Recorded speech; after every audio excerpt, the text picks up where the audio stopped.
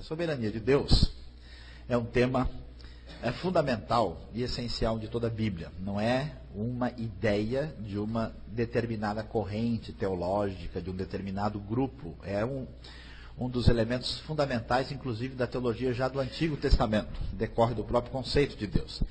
Ninguém, eu espero, tenha problema com a soberania de Deus. Não é essa a questão. A questão fundamental é como é que essa soberania divina se relaciona com a questão da liberdade humana. Como é que Deus permanece sendo absolutamente soberano e o ser humano absolutamente livre.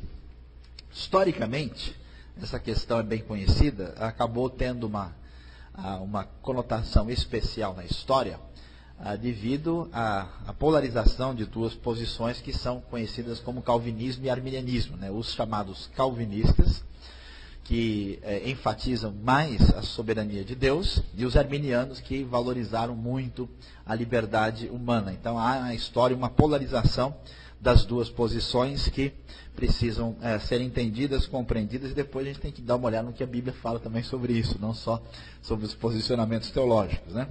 Então, qual é a maneira correta de encarar a situação? Esse quadro aqui é bastante útil para a gente entender o que acontece historicamente. O mundo do século XVI recebeu uma influência significativa de novas ideias que entendiam o ser humano como o centro da história e entendiam também que a razão humana era capaz de dar respostas a verdades que anteriormente eram monopólio da instituição religiosa.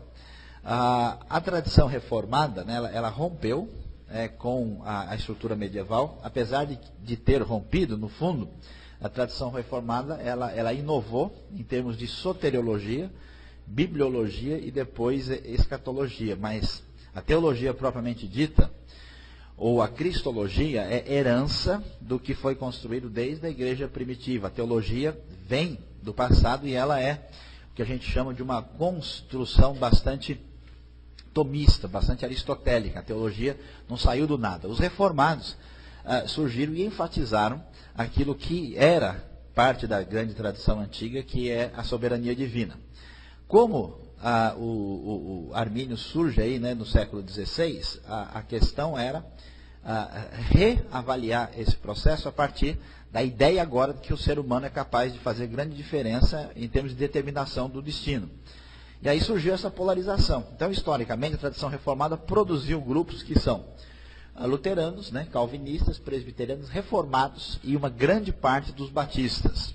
E a tradição arminiana, mais tarde, trouxe o surgimento de grupos metodistas, wesleyanos, os chamados batistas do livre-arbítrio, que no mundo de fala inglesa é um grupo, né, uma denominação mesmo.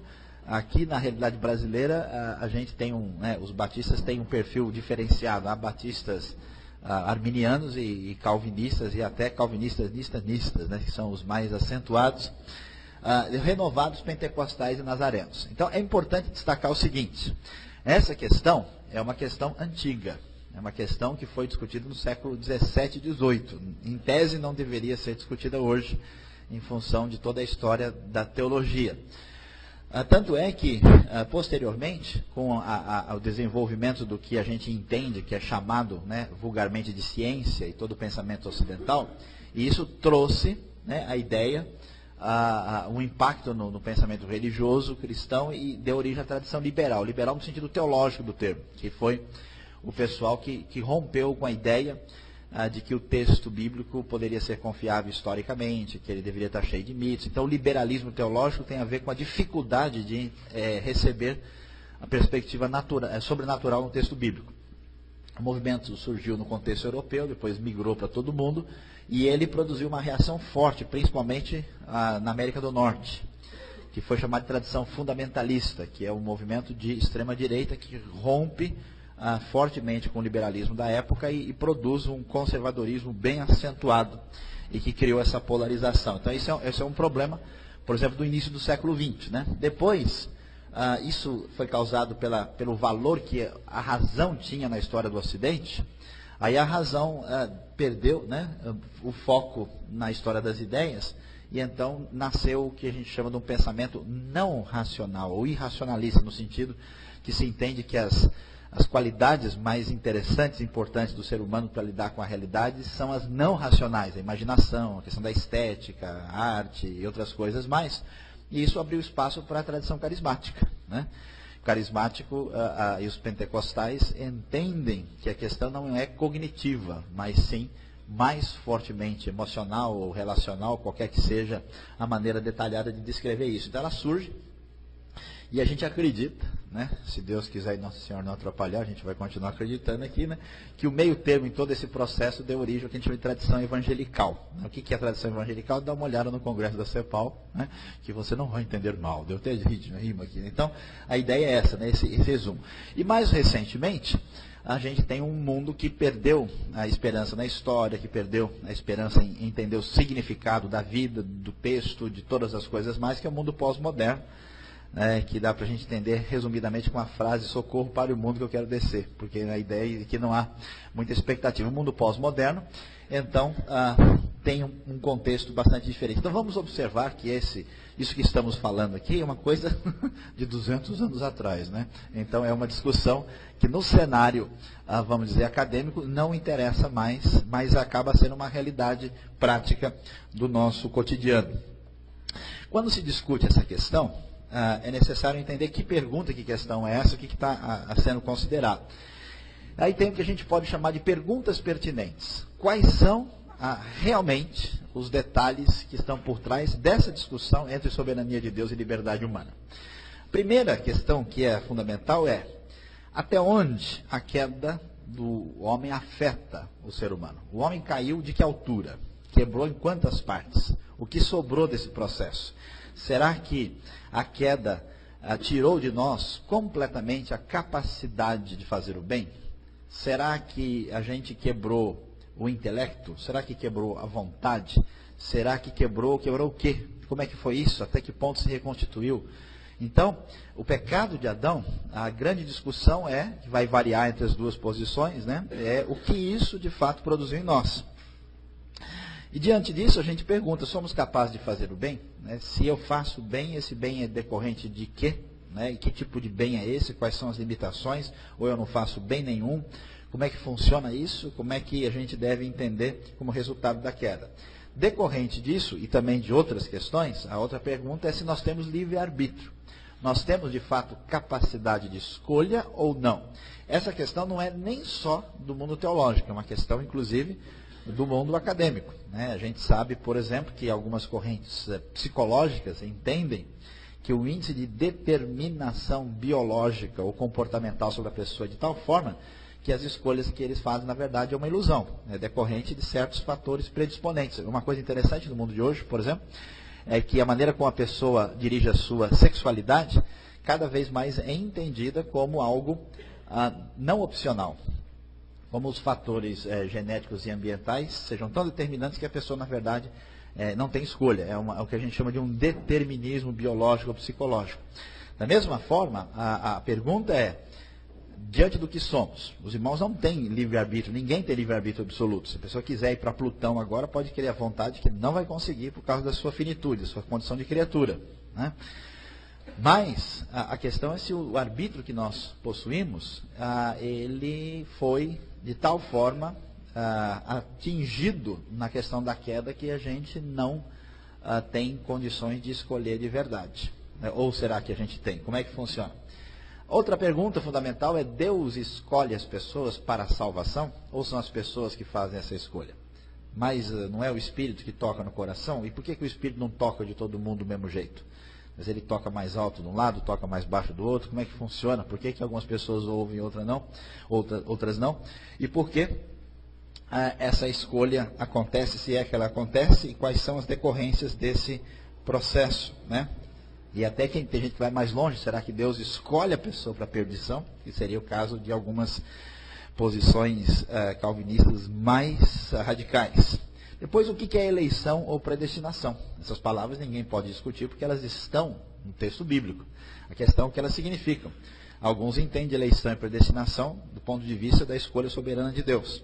Outros vão entender de maneira diferente. Não, eleição, predestinação, Quer dizer que Deus sabia que a pessoa ia se converter por causa da sua onisciência, e Deus simplesmente antecipou isso no seu conhecimento, mas não que ele determinou nada. Ele só foi anotando antes do cara, né, poder, como alguém que assistiu o videotape do jogo. Ele já sabia que o gol ia sair, não que ele foi lá e participou e fez alguma coisa durante a jogada.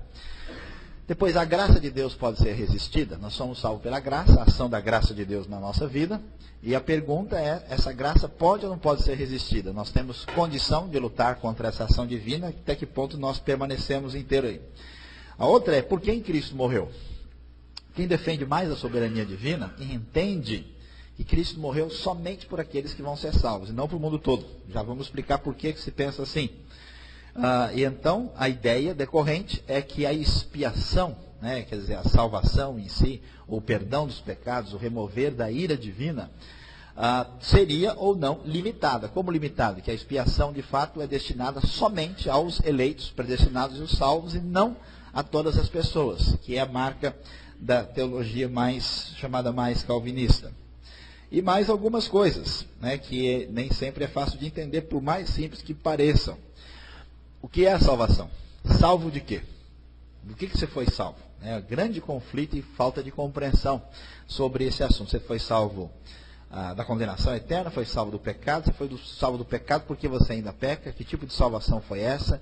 O que veio no pacote, na caixa da salvação, e que você, ou talvez acha que tem, mas abriu lá, não tem, ou tem algumas brindes lá embaixo que você nem olhou, não está nem sabendo que recebeu. O que é exatamente esse elemento chamado salvação? Essa salvação, principalmente entendida como a salvação eterna, a pergunta, ela pode ser perdida? Será que pode? Ou não pode? Não, ela é garantida por Deus, foi Cristo que deu, e então não pode. Não, mas pode porque Deus não vai forçar ninguém. Se alguém quiser virar as costas, ele vai embora. Então pode ou não pode? E para quem acha que pode, se complica um pouco, porque como é que pode? Depende do lugar, se perde de maneira diferente, né? Então, em alguns lugares, a pessoa, por exemplo, dançando uma música, pode dançar espiritualmente e perder a salvação. Em outros lugares, até o cabelo da pessoa pode levar a perder a salvação. Há uns grupos mais radicais, por exemplo, que sugerem que se Cristo voltar e você estiver tomando banho, você vai ter dificuldades. Você pelo menos deve já ter terminado o banho. No meio, a coisa não vai funcionar direito, né? Então, existe um nível X de vestimenta especificada que a pessoa deve ter para que essa salvação possa ser garantida, né? Varia de contexto para contexto, e o grande drama, né? Como que a pessoa perde, o porquê ele perde, e quanto tempo ela fica perdida, o que ele faz para restaurar, e como é que esse processo funciona. Depois da salvação, pressupõe-se que nós temos um processo de crescimento diante de Deus chamado santificação. Como é que funciona essa santificação? Como é que isso se relaciona até com a própria salvação? Por exemplo, os irmãos entenderem como isso é sério. Não faz muito tempo assim, uma pessoa quis atravessar a rua lá em São Paulo no meio dos carros. E alguém perguntou, mas por que você faz isso? Não, porque eu tenho corpo glorificado que Deus me deu e o carro não vai, né? Pode passar 1000 à minha esquerda, 10.000 à minha direita, e eu não serei atingido. Não, vocês estão rindo que vocês não entenderam a teologia ainda, calma aí. Aí ele disse assim, não, porque a Bíblia diz lá em Colossenses que nós já ressuscitamos com Cristo. Se ressuscitamos com Cristo, então é que a pessoa que não tem o corpo inteiro é porque não crê direito, não tem fé, não determinou ainda que isso acontecesse. E essa questão, a gente ri porque está num ponto extremo, assim, absurdo. Mas mais para cá, por exemplo, nós somos salvos do pecado, mas do quê? Somos salvos da culpa do pecado, sem condenação. Somos salvos da presença do pecado, né? Alguns acham que eu não peco mais. Fomos salvos do poder do pecado. Ele não domina a minha vida, apesar de eu estar com a natureza pecaminosa, com a carne lutando. Muita gente se confunde. A mesma coisa da cura. O que foi que Cristo conquistou? Qual a cura que deve ser feita? E, consequentemente, com a ressurreição, né? O que é que está já, né, ativamente funcionando, né? E o que ainda é bênção que vai ser, vamos dizer, contemplada na vida eterna. Muita gente sofre bastante na vida cristã sem entender os detalhes desse processo. E a santificação é isso. Eu que produzo, é Deus que produz. E até onde ela vai? Muitas pessoas entendem, por exemplo, que a santificação pode chegar ao que a gente conhece como perfeccionismo. A Vida vai lançar agora, esses dias, no próximo mês, acredito, um livro sobre santificação, exatamente discutindo A diferença entre aqueles que preferem uma santificação posicional, uma santificação estabelecida e paulatina, daqueles que entendem que você pode chegar num nível em que praticamente você não peca mais. Como diria John Fletcher, depois da experiência do coração puro, ficar livre de todo e qualquer pecado conhecido na vida. Só se tiver algum pecado é tudo da segunda, terceira divisão. Nada assim muito sério, muito grave, que possa ameaçar a liderança do campeonato. Uma coisa nessa direção. É interessante, então, avaliar agora as posições teológicas na história. Como é que esse processo se deu, como é que as coisas se organizaram historicamente. Vale a pena mencionar que antes da discussão chegar ao nosso contexto da Era Moderna, houve um monge nascido nas Ilhas Britânicas chamado Pelágio. Pelágio, né, é o famoso movimento conhecido como pelagianismo, entendia essa questão da liberdade humana em contraste com a soberania de Deus de maneira bastante distinta e, eu diria, a gente poderia dizer que é uma posição arminiana para lá de radical. O que o Pelágio sugeriu? Ele disse: o homem é bom por natureza, ou seja, o pecado de Adão não interferiu tanto. A queda só trouxe condenação para Adão. Adão que aprontou, problema dele, não tem nada a ver com isso. A disposição da vontade não foi afetada. Isso não interfere em absolutamente nada. Por isso que Pelágio foi rejeitado teologicamente, doutrinariamente. O homem nasce como Adão, sendo capaz de escolher entre o bem e o mal. Ele permanece numa situação de neutralidade. O homem comete pecado quando segue os maus exemplos iniciados por Adão. Então, perceba bem, né, a proposta. A ideia é que Adão é simplesmente uma espécie de paradigma do comportamento incorreto e inadequado. Você se torna um novo Adão quando você age da forma incorreta que ele fez, mas isso não interfere em nada em você. Os teólogos liberais, nesse sentido teológico, e é um grupo de hereges chamados socinianos, sempre defenderam a posição de Pelágio. Acho que hoje em dia temos pessoas que estão pensando um pouco próximo dessa ideia também. O arminianismo, o que é a ideia mais objetivamente clara? O homem é decaído por natureza. Diferente, né? Não, nós assumimos, partimos desse pressuposto de que, de fato, isso é realidade. A queda trouxe condenação. Condenação foi apenas para Adão, porque ele pecou. Mas veja bem, o pecado de Adão só nos é imputado quando pecamos individualmente, mostrando nossa concordância com Adão. Aquela ideia que é tirada da interpretação que se faz de Romanos, que Adão pecou, né, mas todos nós somos, porque todos pecaram. Então, à medida em que eu pratico o pecado, eu me posiciono do lado de Adão. A diferença em relação ao pelagianismo é que a ideia é que a disposição da vontade é corrompida, de modo que o homem tem uma inclinação para o pecado. No mundo, na perspectiva pelagiana, ninguém tem inclinação para o pecado. O sujeito permanece ali na coluna do meio. Ele escolhe para que lado vai. No arminianismo, a coisa já é um pouco mais perto do Novo Testamento, né? Mais próxima a ideia, acreditando que, de fato, a inclinação do ser humano não é a mais correta possível. Mas Deus, aí que está a diferença. Deus concede a graça preveniente para corrigir a disposição pecaminosa. A diferença na perspectiva arminiana é que não é exatamente a questão da disposição do ser humano. Quando a pessoa se converte, ele recebe Deus age nele, né, trazendo essa graça preveniente, que permite que essa disposição pecaminosa seja corrigida. Então, a pessoa não fica na mesma situação que ele estava de pecaminosidade. O grau de recuperação no arminianismo é considerado mais acentuado, muito mais otimista. O homem é agora, como Adão no Éden, capaz de escolher entre o bem e o mal. Armínio é o proponente. Essa ideia, de certa forma, está na teologia católica, nas ideias de Erasmo de Roterdã, famoso humanista holandês, os metodistas e muitos pentecostais. Aqui vale a pena fazer uma seguinte consideração. A teologia católica, historicamente, ela teve grande ênfase de Agostinho. Depois, a ênfase maior, que se tornou a ênfase predominante, é de Tomás de Aquino, que é o teólogo católico. Toda a doutrina fundamental foi montada em Tomás de Aquino, que é, seguidor do pensamento de Aristóteles, no final das contas. O que eles pensavam? Como é que é a ideia? Tomás de Aquino acreditava, por exemplo, que quando o homem caiu, a vontade dele foi prejudicada, mas o intelecto não.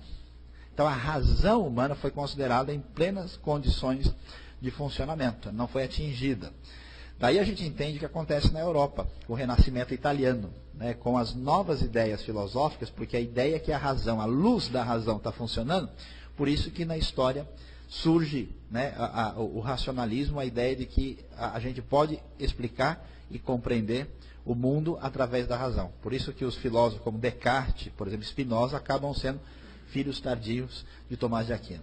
Amém, irmãos? Brincadeira, vocês vão dormir com essas coisas complicadas que a gente está falando aí, né? Vamos lá. A posição de Agostinho e Calvino, o que é claramente estabelecido? O homem é decaído por natureza. Até aí nós estamos seguindo a mesma ideia que aparece no pensamento arminiano. A queda trouxe, a diferença está aí, condenação e culpa a todos os homens. A coisa não ficou parada em Adão. A disposição da vontade está totalmente corrompida e inclinada para o mal. O homem tem livre-arbítrio, mas não é muito forte, porque é governado por sua natureza pecaminosa. A grande escolha é errar muito ou pouco, mais, né, ou um pouco menos. O homem peca por ser um pecador. A ideia não é que você se torna, no mundo arminiano, você se torna pecador quando você cometeu o pecado. No pensamento calvinista, não. O pé de laranja dá o quê? Dá laranja. Pé de coco, né, o coqueiro dá coco. Pé de gente dá pecado. A ideia é essa, você produz pecado porque isso é decorrente do que você realmente é. Né? Você não precisa aprender o mal. Uma coisa que surge. Se alguém achar essa ideia difícil de entender, vale a pena assistir aquele famoso filme do Senhor das Moscas. Um grupo de meninos inocentes, maravilhosos, que se perdem numa ilha. E aos poucos eles vão começando a fazer certas coisas assustadoras. E no meio do filme, né, eles dizem, puxa, nós estamos fazendo tudo aquilo que os adultos sempre fizeram. E a gente, né, achou que não ia fazer. Talvez isso tenha alguma correlação com a política brasileira também, mas vamos lá. Agostinho de Hipona é o grande articulador desse pensamento. Posteriormente, temos grandes homens como Gregório, Anselmo, Lutero, Calvino, Jonathan Edwards, né, que é o grande avivalista, o Sproul, que é autor conhecido, e o Ryrie, que é o principal editor por trás da Bíblia Anotada, publicada pela editora Mundo Cristão. Para entender isso mais claramente, vamos tentar entender alguns pontos fundamentais do arminianismo. Veja, o arminianismo insiste, além dessa questão do ponto de partida sobre o que o homem é, que Cristo morreu por todos, mas somente os crentes são salvos. O que quer dizer isso? Cristo morreu por todos? Significa que Deus quer salvar todas as pessoas. Mas a salvação que Deus providenciou, ela foi disponibilizada. Ela está lá no site. Agora o pessoal tem que fazer o download. A coisa funciona mais ou menos assim. A bola está com a gente. Deus colocou as coisas disponibilizadas, mas só quem crê é que vai ter a vida eterna. O homem é decaído e naturalmente é incapaz de boas obras, a não ser que ele passe por esse processo da ação de Deus. A graça de Deus pode ser resistida. A pessoa não vai ser convertida se ela não quiser.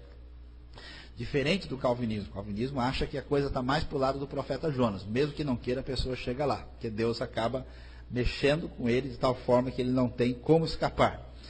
E todos serão salvos no final, já que a coisa depende primordialmente da gente, Deus disponibilizou tudo. Isso fica em aberto, né? Dentro da perspectiva arminiana, as coisas têm um caminho aí diferenciado que agora não dá para a gente detalhar.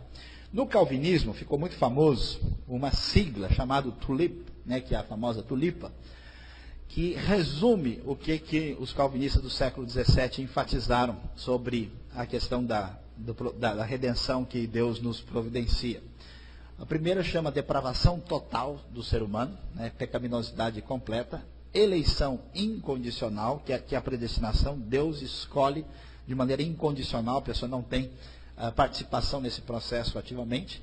A expiação, né, ela é limitada, ou seja, Cristo morreu apenas para os eleitos, em favor dos eleitos e dos salvos. Não morreu por todo mundo. Esse que é o grande ponto que se discute. E a graça de Deus é irresistível e está assegurado o que se chama a perseverança dos santos. né, aquele que a pessoa tem a salvação e ele vai até o final com essa salvação, porque ela não pode ser atingida e alterada. Então vamos ver o que isso significa na prática. O que quer dizer, mais especificamente, a ideia de que o homem é totalmente decaído.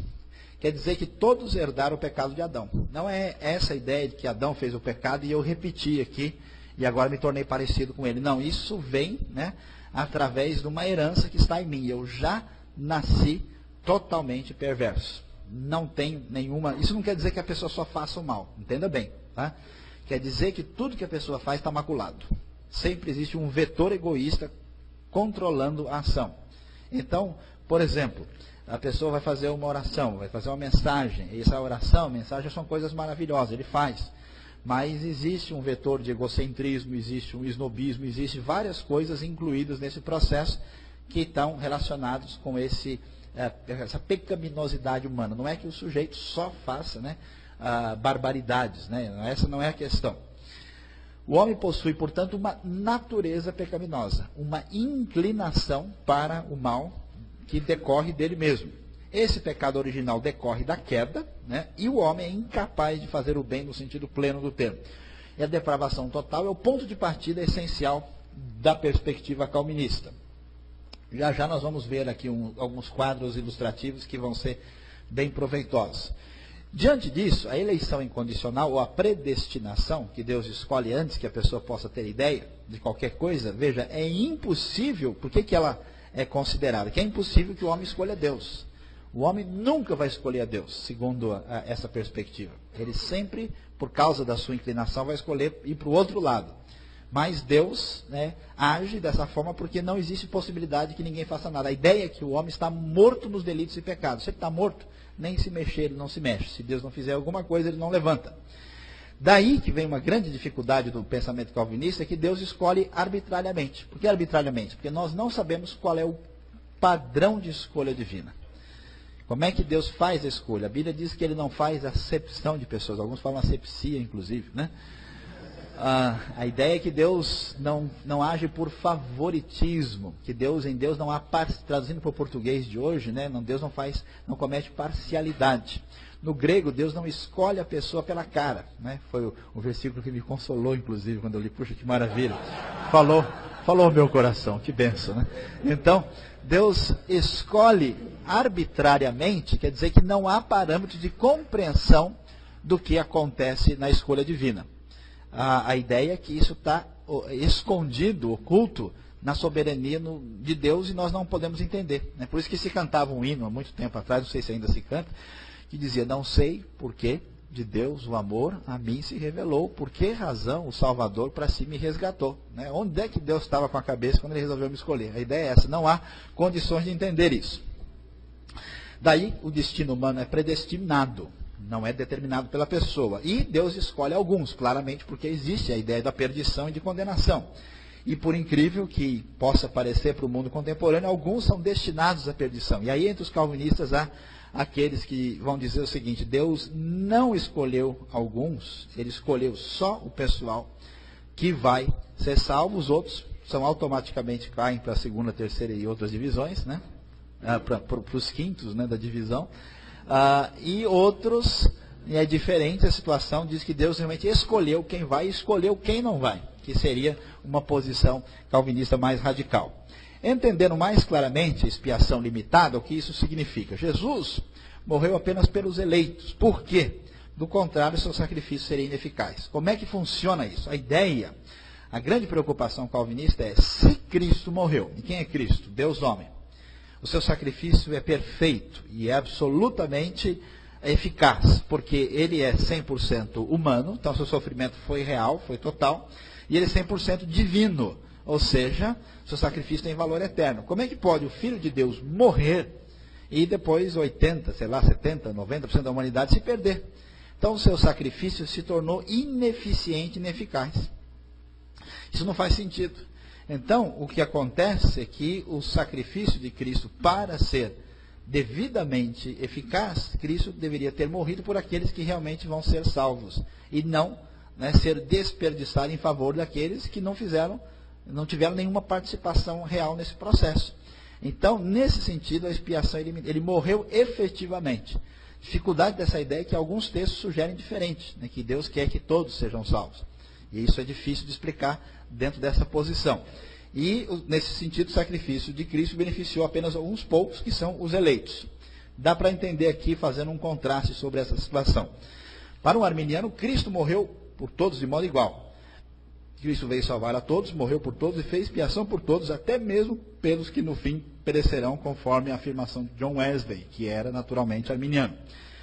Calvinista vai dizer, não, Cristo morreu pelos eleitos. A extensão da expiação é idêntica à intenção da eleição divina. Não é possível que Deus tenha desejado uma coisa e tenha saído outra, porque isso compromete a sua posição divina. Então essa é a maneira de entender.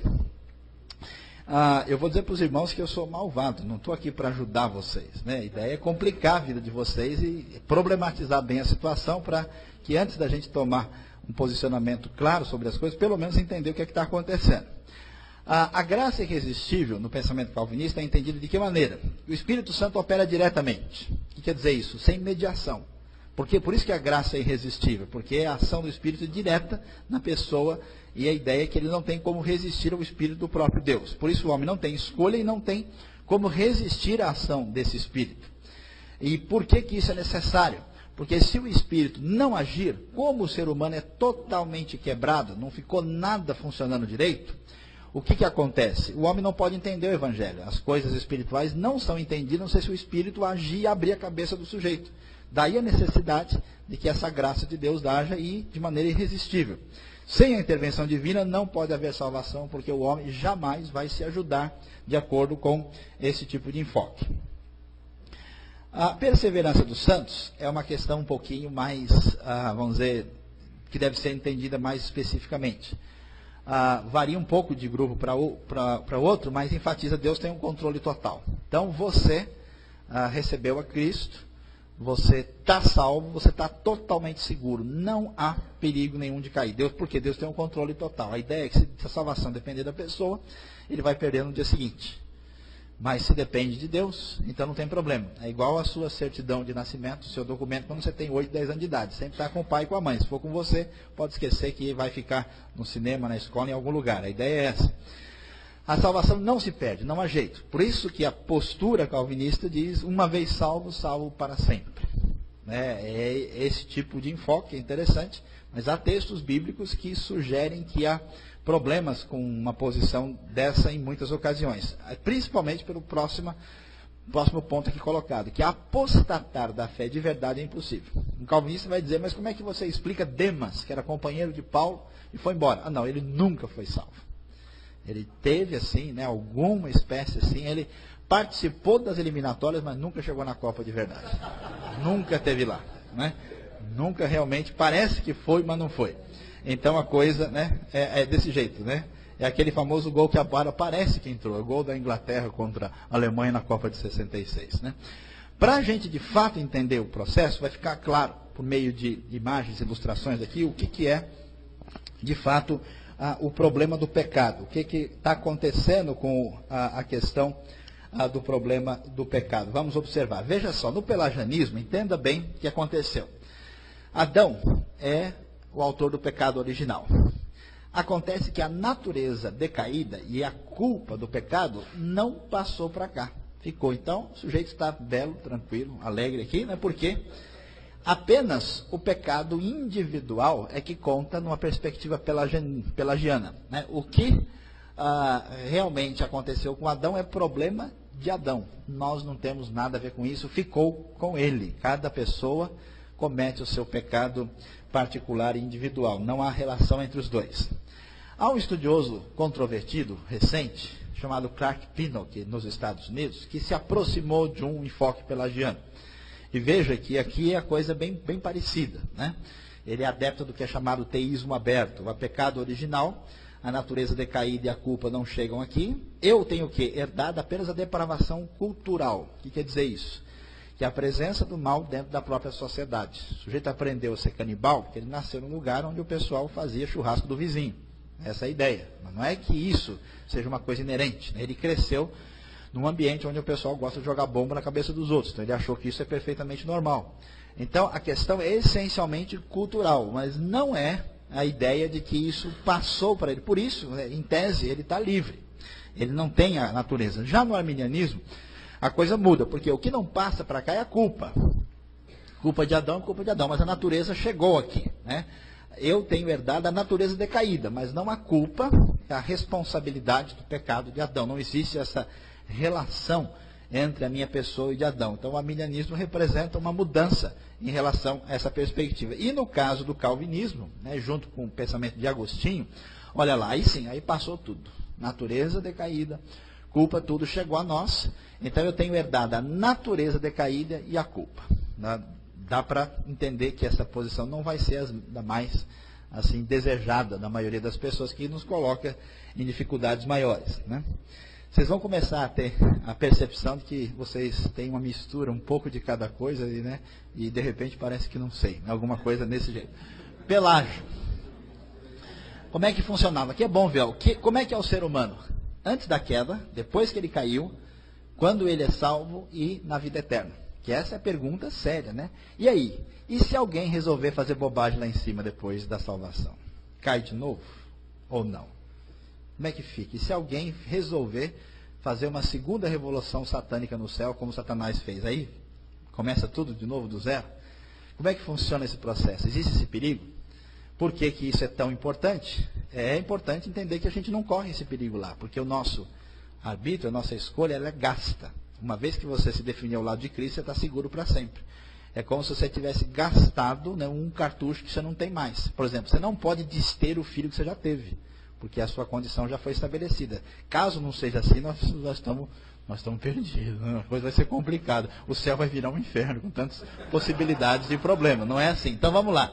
Antes da queda, Pelágio, né, a famosa expressão latina dito, ele disse, ó, na queda eu posso não pecar. Eu tenho diante de mim o mal e o bem. Eu tenho condição de não pecar. Como o problema de Adão é de Adão, depois de caído, a coisa não mudou nada. Eu posso não pecar do mesmo jeito. O mal e o bem estão diante de mim. Quando eu for redimido, na verdade não muda muito. Eu posso não pecar também. Eu recebo perdão, salvação, mas eu estou mal e bem. Somente na glorificação na vida eterna é que eu não posso pecar. Aí sim, diante de mim, eu tenho o quê? Bem e o bem. Não existe mais alternativa de praticar o mal. Comparando isso com o pensamento de Armínio, olha lá, antes da queda, posso não pecar. Mal e o bem. Agora, caído, eu posso não pecar, mas veja bem, o meu bem, né, que eu tenho como alternativa, está ali junto com o mal. Não é um bem no sentido absoluto, já está contaminado, porque eu tenho uma natureza pecaminosa que me deixa numa situação diferente.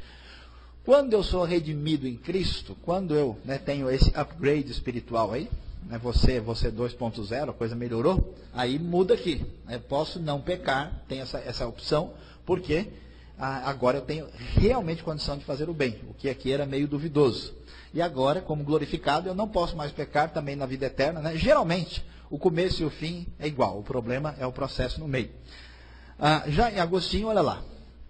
Eu posso não pecar, mas, olha a diferença, quando eu caído, eu não posso não pecar. Por quê? Porque a natureza pecaminosa, ela é determinante em mim. Então, como eu disse, a escolha é entre o mal e o mal. Né? Que tipo, né, de mal a pessoa vai fazer na Copa? Né? Torcer pela Argentina ou pela Itália? Esses são dois males possíveis que ele pode escolher. Né? Brincadeira, né? E redimido. Agora sim, pela ação do Espírito, pela nova natureza, eu sou capaz de fazer o bem de novo. Então eu posso não pecar. E na glória eterna, salvo completamente, eu não posso pecar e a opção é bem e bem. Tá? Então esse quadro dá uma ideia para a gente fazer. Daí está a base de compreender todo o processo do que acontece com a vida da gente. Espero que pelo menos dê vontade da gente estudar um pouco mais do assunto, né? Porque você pode pecar, né? Não querendo entender as coisas direito. Então vamos lá. Será que você pode pecar? Não, mas a escolha é sua, a soberania de Deus. Como é que funciona? Vamos ver.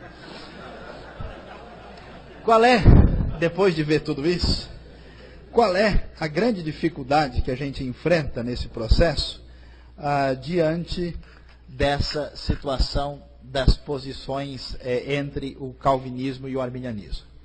o que acontece? Primeiro problema sério é o que a gente chama de polarização do testemunho bíblico. Na verdade, a doutrina calvinista arminiana foi feita, elaborada no século XVII, e ela está limitada por uma determinada maneira de fazer teologia. E aí o que acontece? A gente tem o texto bíblico polarizado, e esses textos são escolhidos de um lado ou de outro. A posição tem mais ou menos um caminho pré-estabelecido, e a gente acaba colocando um texto contra o outro, como a gente vai ver mais claramente no ponto número 3 aí. Depois, a questão fundamental é qual é o modelo lógico condutor da teologia. A Bíblia não é um livro de teologia. A Bíblia é a verdade revelada de Deus, de forma escrita, por várias maneiras diferentes de construir literatura. O que acontece? É como se a gente tivesse a feira solta aqui no chão para guardar. E aí a gente vai colocar isso dentro das caixas dos armários. Mas quem coloca é a gente. As caixas e os armários fomos nós que montamos. A pergunta é, essas caixas e armários são adequadas para as coisas que a gente comprou? Então, por exemplo, eu tenho um armário retangular assim, comprei uma melancia. Melancia, do ponto de vista da geometria mais básica, não compactua necessariamente com o formato do armário. A pessoa tenta enfiar a melancia no armário, assim como a criança ganhou aquela bola de presente, né? Ele pega aquela caixa e tenta enfiar até que ele rasga a caixa e descobre que não cabe. Então a questão é, será que o modelo de construção de teologia é adequado para explicar essa questão que envolve a soberania de Deus e a liberdade humana? Será que esse modelo que conduziu uma polarização, uns são defensores da soberania, outros defendem a liberdade, será que isso é suficiente, adequado? Será que cabe direito? Senão, não só a coisa parece, né, com a caixa e a bola, ou parece com um prato de comida que o adolescente pega no acampamento. Os irmãos já viram os adolescentes que têm fé, muita fé, né? Eles têm aquela fé de remover montanhas, montanha de arroz, montanha de feijão, montanha, né, de carne, vai trazendo. E aí ele pega um prato e não cabe a comida naquele prato. Ele vai colocando, depois ele sai, né, aí escapa um bolinho para fora, cai um pouco de caldo de feijão e vai indo para todo lado. A pessoa faz a mesma coisa, ele pega uma caixa calvinista e vai colocando um versículo. Aí cai um para fora, cai o outro que não tem explicação, cai o outro para o lado, né, espalha pelo chão. O arminiano faz a mesma coisa, ele põe lá a sua caixa, funciona assim, ele vai colocando um versículo e vários textos vão escapando pelos lados, né, com a síndrome de adolescente no acampamento. Então, a grande questão é, as teologias e textos aqui, por exemplo, são utilizados e defendidos e são considerados difíceis por certas posições. Por exemplo, o livro de Hebreus, especialmente capítulos 6 e 10, não são textos que os calvinistas gostam de ler. A ideia de que Esaú, por exemplo, buscou arrependimento e não conseguiu. A ideia de que Deus rejeita a pessoa, que a pessoa pode entrar no processo de apostasia, não é nada confortável. Por outro lado, capítulos de 9 a 11, ou Efésios capítulo 1, é o terror dos arminianos. Dizer que Deus escolheu, que Deus predestinou, não depende de quem quer ou de quem corre, mas sim de Deus de usar a sua misericórdia, porque eu levantei o faraó, né, para dizer a ele que eu deveria mostrar nele o meu poder. Para trabalhar com isso, a gente realmente tem que entender que a Bíblia parece que não se importa com essa questão de calvinismo e arminianismo, e trabalha com esses assuntos assim lado a lado, tanto é que vocês devem ter recebido do material de vocês um artigo que a gente desenvolveu chamado a Teologia do Saci Pererê, a teologia de uma perna só, que é a questão de ficar só com um lado da coisa, sem tentando, vamos dizer, amputar o outro. Então, esses enfoques aparecem. E o que acontece? Normalmente, a tendência de caminhar para o lado da polarização, ou a radicalização de uma posição, tem gerado, por exemplo, fatalismo. O que é o fatalismo? As coisas acontecem por determinação do destino, não tem o que fazer. Não há o que possa ser feito. Né? Ou pelo determinismo, né? A coisa está fechada de certa maneira, a priori, e eu também não posso interferir. Ou o humanismo, que é o problema mais do arminiano, que é a ideia de que o homem determina toda a realidade e Deus, né? Deus está descansando, foi dar uma passeada em outro universo, daqui a pouco ele vem. A gente vai conduzindo as coisas e às vezes até caminha para um universalismo, já que o homem é o determinador da realidade. Então, diante dessa situação, agora vamos ver o que acontece se a gente tem uma perspectiva bem bem definida de uma das posições bem radicalizadas. Problemas para os arminianos resolverem. Se eu determino, se sou eu que conduzo a realidade, eu que conquisto a minha salvação, alguns problemas sérios precisam ser encarados. Por exemplo, olha que coisa séria. Se eu determino tudo, quer dizer que eu tenho a vontade absoluta do universo. Deus me chama, me convida à salvação e provê os meios para a salvação, e o Satanás, o diabo, está do outro lado puxando para me derrubar. Mas na verdade, nem Deus nem o diabo, nada. Quem determina, quem é o rei da cocada preta, quem é o bambambam, sou eu. Eu é que decido o que eu faço e o que eu não faço. Parece que Deus e o diabo, assim, então, mais ou menos como que jogando, e eu sou o juiz da partida, eu resolvo. Quem tem poder de decisão nesse processo do universo sou eu. Será que é assim? Outro problema é que, como Deus disponibiliza, quem faz a coisa sou eu mesmo. Eu é que creio e descreio, eu que faço e não faço. Então, no final das contas, é quase como eu que me salvo. Não foi Deus, né? Então, talvez um calvinista diz, eu fui salvo. O arminiano diz, eu me salvei. Eu decidi. A coisa chega num ponto, eu me lembro que eu estava lendo um livro para lá de arminiano, e o autor dizia, por exemplo, que um demônio, ele estava conversando com Jesus, um demônio entrou no meio. E aí o demônio começou a atrapalhar e Jesus não se mobilizou, não fez nada, né? Se ele fosse brasileiro, diria que ele nem sabia o que estava acontecendo, mas aí ele chegou lá, né, nesse processo, e o demônio estava lá, até que o cara perdeu a paciência. Demônio, eu te mando embora, eu te ordeno, sai daqui em nome de Jesus. Aí o demônio saiu. Jesus falou, está vendo só? Se você não tivesse falado, eu não poderia fazer nada, porque tudo foi entregue para vocês, né? Você que tem o domínio da situação. Então, o problema sério é esse. A outra ideia é que, se é verdade que não só eu me salvo, mas eu seguro as pontas, pergunta, quando é que você vai estar seguro? O que faz com que você perca a sua salvação, e que tipo de um problema doutrinário é suficiente? Um problema moral? Que tipo? Há pessoas que perdem a salvação porque, sei lá, tomaram um refrigerante meio estranho, né? Ou qualquer outra coisa. Será que um boliviano pode ser salvo depois de tomar tanto chá, né? Aí já é mais grave, aí já é apostasia, né? Aí já é um negócio. Vamos fazer uma oração? Pedir poder de Deus. Aí não tem chance nem no calvinismo, nem no arminianismo, né? É uma coisa mais complicada. E nessa história, Deus acaba não sendo nem soberano e nem tem glória, porque é a pessoa é que decide toda a parada. Parece que, se eu determino tudo, eu sigo um enfoque plenamente humanista, e mais do que isso ainda, eu sou aparentemente moralmente neutro. Eu não tenho nenhuma espécie de real contaminação pelo pecado. São problemas sérios e teológicos que um arminiano de carteirinha deve considerar. Os calvinistas talvez também não estejam numa situação tão confortável nesse processo. Porque vem a outra problemática do outro lado. Se Deus determina as coisas, se Ele é que realmente dá as cartas, então daí, será que Deus é injusto? Pergunta é, se Deus é o rei de toda justiça, de toda bondade, e Ele faz tudo direitinho, nele não há nenhuma parcialidade, nada disso, a pergunta é, será que Deus é culpado de favoritismo, de parcialidade? Deus seria injusto fazendo isso? Como é que Ele pode fazer essa escolha? O outro problema é que, se Deus determina, não tem escolha nenhuma. Eu não tenho, na verdade, eu não fiz coisa alguma. Não há, será que eu posso ser considerado uma espécie de robô? Alguém que simplesmente está num processo que, né, escuta, você está salvo? Estou. Por quê? Não tenho a mínima ideia, rapaz. Sabe que eu cheguei aqui. Se Deus determina, uma ideia perigosa que surge da conclusão lógica dessa perspectiva é que não é necessário pregar o Evangelho. Por exemplo, quando William Carey chegou para o seu pastor na Inglaterra e falou, olha, tem muita gente no mundo sem conhecer a Cristo, eu preciso ir para a Índia. Ele falou, não, você é maluco. Quando Deus quiser salvar os pagãos, Ele vai muito bem saber o que fazer. E não você que vai... Quem é você para tentar fazer aquilo que é a obra de Deus? Então, uma possível compreensão de alguém que seja radical nesse posicionamento é que não é necessário, porque no final das contas, quem tiver que ir vai chegar lá. Não tem jeito. Talvez seja possível a pessoa pensar, não preciso me santificar. A santificação é operada por Deus. Ele é que sabe a hora certa, o momento certo. Ficou igual aquela pessoa que eu encontrei, que estava afastada do Evangelho, achei tão interessante.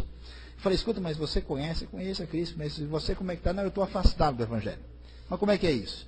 Falei, não, eu vou voltar, mas eu não vou voltar na carne. Quando Deus quiser, no momento certo, Ele vai me trazer de volta. Eu falei, aí tem, né? Assim não vale, não brinco mais, né? Então, complicado.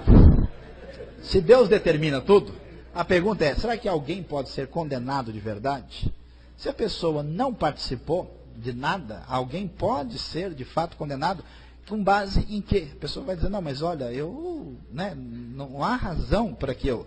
E talvez uma pergunta bem difícil de responder é que se Deus determina tudo de fato, por que é que o Novo Testamento e a Bíblia toda tem tantos mandamentos e advertências? Por que diz, cuidado, olha, observe bem o exemplo do pessoal, não façam isso que o negócio vai ficar complicado.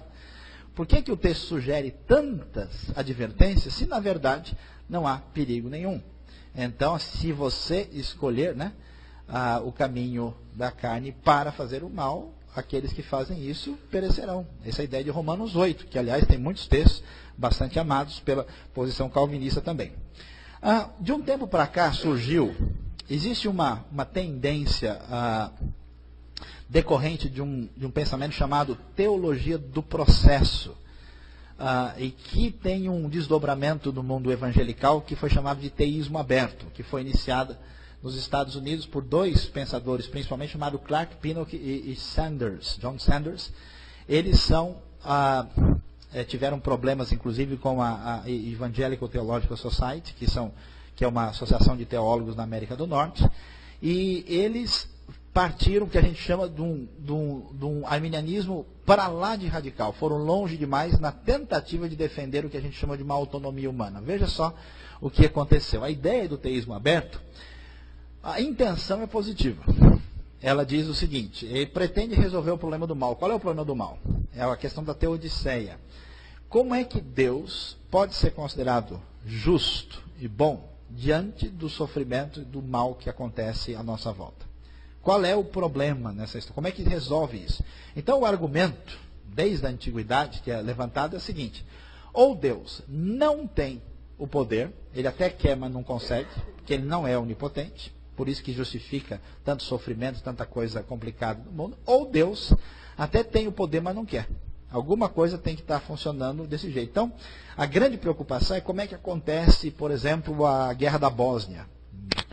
Mulheres são estupradas, crianças assassinadas, homens são mortos, são mandados para uma guerra injusta, tal. Como explicar isso, né? Então a intenção da teologia do Deus diminuído, do teísmo aberto, é livrar a culpa de Deus. Vamos fazer a coisa de uma forma que Deus não seja responsabilizado pelos problemas. E como é que isso acontece? A ideia é uma ideia um tanto quanto assim, interessante, mas muito estranha no final. A ideia é que Deus resolveu limitar-se. Por exemplo, Jesus esteve entre nós, né, na figura humana. Ele encarnou-se. Deus, Filho, se limitou para estar conosco. Da mesma forma como Deus, quando se comunica conosco, ele entra no tempo e no espaço, ele fala palavras humanas, né, decorrentes da nossa limitação. O pessoal levou isso às consequências mais extremas, e preste bem atenção. Eles disseram, não é que Deus não é soberano, que ele não é onisciente nem onipotente, é que essas qualidades entraram em modo de descanso de tela. Então lá só parado. Deus tornou inoperante, ele resolveu, de certa forma, abrir mão disso. Na prática ele deixou de ser onipotente e abriu mão de conhecer o futuro. Então Deus entra na história como parceiro nosso para construir essa história, e já não é mais um Deus, na prática, nem onipotente nem onisciente. Nesse processo, né, Deus, ele até é legal com a gente no problema dos mal. Ele fica triste junto com a gente, mas ele não sabe, por exemplo, que vai acontecer um grande terremoto em algum lugar do mundo, em São Francisco, ou no Japão, e vai ficar preocupado com isso. Na Bíblia, isso não é um problema. Tanto é que, por exemplo, a gente tem desastres muito mais sérios, como dilúvio, tem coisas muito mais complicadas. Eu acho que está disponível na internet, na revista Enfoque, a gente escreveu um texto chamado O Senhor tem o seu caminho na tormenta, a partir de Naum 3, que tem uma discussão voltada para essa questão, se vocês acharem interessante. Então, esse é um arminianismo radical que acabou sendo rejeitado pelo consenso evangelical nesse processo todo. Então, vamos ver mais claramente o que acontece com o problema do modelo teológico. Vamos lá. Existe uma palavrinha alemã chamada Zeitgeist, que é o famoso espírito do tempo. Toda época tem uma maneira de entender o mundo e a realidade. E o que acontece? Como é que a nossa teologia que a gente recebeu foi montada? Ela foi montada a partir do que aconteceu no século XVI. O que aconteceu no século XVI? O homem ocidental desenvolveu uma grande confiança no conhecimento, na razão e na ciência. Essas coisas sim vão resolver os problemas do mundo. Basta você compreender, entender e colocar o método em prática que tudo vai dar certo. Viveremos felizes para sempre. Essa que é a ideia, né? Então tudo tem que ser compreendido, medido e analisado. O poder da razão. Depois de uns 200 anos o pessoal falou, ih rapaz, não é bem isso. Na verdade a razão, assim, ela entende umas coisas, mas não entende tudo.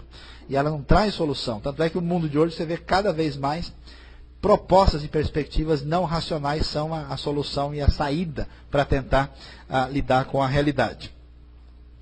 E aí, qual que é o grande problema? O problema de lidar com a questão do calvinismo, do arminianismo, é que nós estamos trabalhando com teologias fechadas, com categorias sistemáticas que tentam polarizar.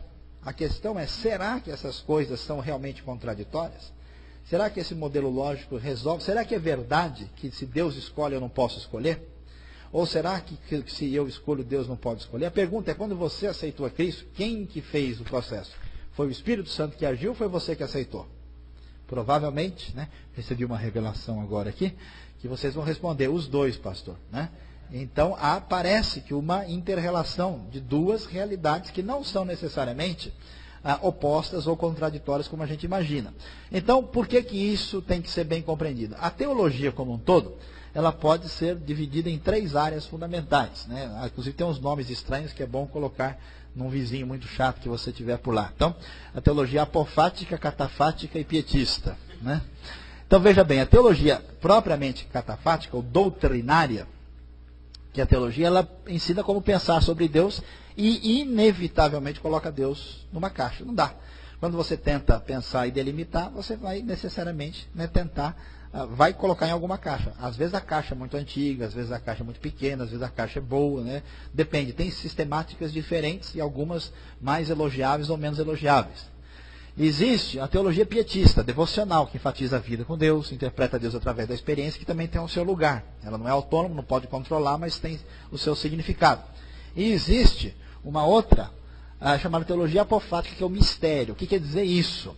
Ela não afirma, ela preserva o mistério. Há partes do nosso conhecimento sobre Deus que não é que sejam irracionais, são transracionais, são além da nossa compreensão. Quer ver um exemplo claro?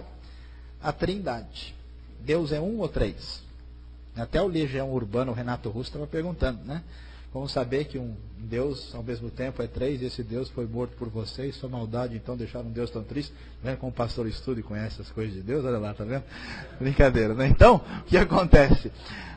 Essa ideia da Trindade, que está na categoria de mistério, não dá para entender como é que um ser pode ser 3 pessoas e um só ser.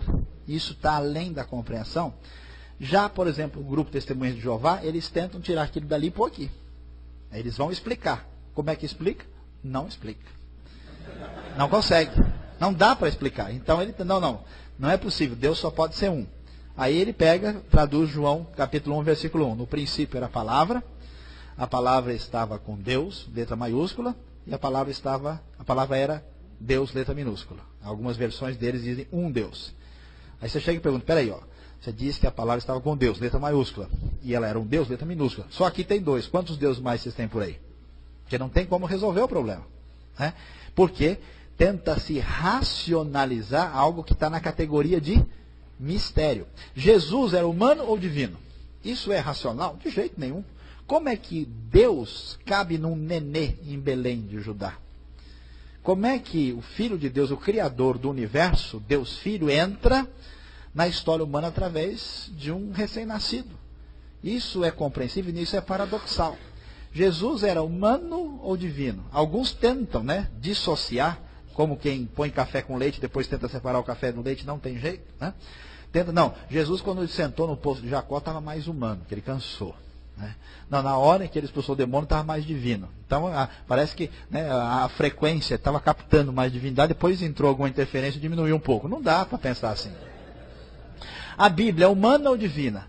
Tem uns que não entendem essas coisas e tentam separar. Não, esse versículo aqui é mais divino, esse aqui é mais humano. Não, tem uns que são humanos. Veja o que Paulo falou lá. Ele diz, isso digo eu, não o Senhor. O que é isso? Falta de estudo de hermenêutica. Paulo está dizendo, ó, aquilo quem disse foi o Senhor. Ou seja, Jesus falou isso explicitamente, você acha lá no Sermão do Monte, no discurso lá em Mateus. E não foi eu que disse. Agora, o que eu estou dizendo agora, digo eu. Ou seja, não o Senhor. O Senhor não falou isso explicitamente, não está no discurso de Mateus, mas eu estou dizendo com toda a autoridade do Espírito Santo. Eu não estou dizendo que deu na minha cabeça, que deu na telha. Eu tenho vontade de escrever eu quero minha participação na Bíblia. Vou colocar um versículo aqui. Não. Assim não vale, não brinco mais. Que história é essa, né? Então, nós estamos na categoria do mistério. Dá para separar qual é o versículo mais divino, mais humano? Não, porque isso não tem condições. Então, grande parte da teologia, a gente entende o ensino, mas a gente é limitado, nem tem condições de entrar na profundidade daquilo, porque aquilo é transracional, é misterioso. Por isso, grande parte do raciocínio bíblico acontece de maneira dialética, às vezes até mais do que isso, polialética. Qual é a ideia? A lógica aristotélica clássica, tradicional, acostumou-se com a ideia de que se eu falei uma coisa e eu falei o oposto, nós estamos num processo de contradição. Ou seja, se Deus é soberano, eu não posso ser livre. Se eu sou livre, Deus não pode ser soberano. A pergunta é, será que as coisas são assim? O processo, a maneira de raciocinar na Bíblia é muito mais dialética. Quer ver um exemplo claro? Dá uma lida nos profetas, por exemplo. Lê os profetas, você fica maluco.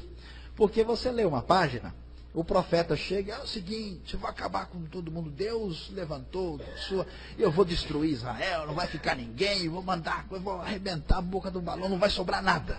Aí você lê de noite, você nem dorme direito, né, aquele texto. Aí você vira a outra página, Deus, Israel, como me esquecerei de ti? Até tem, né, o enfoque nordestino, bichinho de Jacó.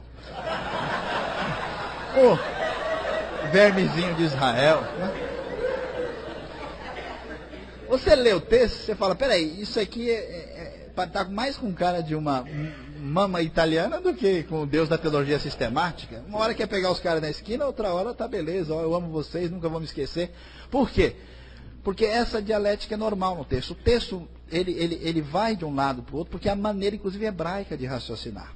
Então, não é saudável, ou correta, ou esperável. Por isso que a Bíblia não está nem aí para a confusão que os evangélicos arrumaram. Ele continua dizendo o texto um do lado do outro e os caras que entram em parafuso. Para a Bíblia está tudo beleza, está tudo tranquilo, né? Acontece o processo de maneira muito tranquila. Diante de tudo isso, pelo menos é interessante que essa dialética não nos permitirá abrir mão de certas coisas fundamentais, né? Certas coisas que são essenciais, que fazem parte da Bíblia, de toda a revelação, que precisam ser consideradas aqui. Primeiro, não dá para abrir mão da soberania de Deus. Você abrir mão disso, caiu tudo, arrebentou. Você tirou a última lata de leite ninho do supermercado para ver o preço, rodou, não ficou nada. O conceito de Deus depende exatamente da ideia de Deus soberano, né? No Antigo Testamento é mais forte ainda. Não sei se você percebe a ideia. Hoje o pessoal inventou umas outras coisas, né? Quando acontece um problema na vida da gente, geralmente foi o inimigo, né? O cara tropeça na rua, está amarrado, vai ver o sapato dele está desamarrado, ele já nem entendeu o que aconteceu. Ou é culpa de alguém. Na Bíblia, a ênfase na soberania de Deus é tão impressionante. Veja o caso de Ruth e Noemi, quando elas voltam de Moabe, depois de tudo. Aí chegam para Noemi para conversar com ela, e a Noemi diz, olha, o que aconteceu comigo foi que o Senhor descarregou contra mim a sua mão. A ideia da soberania de Deus é tremenda, tudo acontece, né? Isso é tão interessante o raciocínio bíblico. Você lê 1 Samuel 24, você vai ler a história, 2 Samuel 24, a história do Davi, né, que o Senhor incitou a Davi a fazer o recenseamento de Israel. Aí você vai lá em 1 Crônicas 21 e diz, Satanás incitou Davi a fazer o recenseamento de Israel. Que negócio é esse? Deus faz num, Satanás faz no outro? Porque a gente imagina Satanás como um opositor de Deus, né? E no Velho Testamento a soberania tão destacada que Satanás, como gosta de dizer o pastor Jeremias, não passa de um pitbull, né? Preso na mão do Senhor. Quando ele permite, fala, pega, solta, e vai lá, depois ele puxa e volta. Então, Deus, na verdade, é o responsável final do processo. E ele permite a ação satânica dentro de limites, mas debaixo da ação poderosa. Não é um jogo de dois iguais, né? Não é Brasil e Argentina, é Brasil e Trindade e Tobago no Maracanã. É outro processo, a relação entre os dois, né?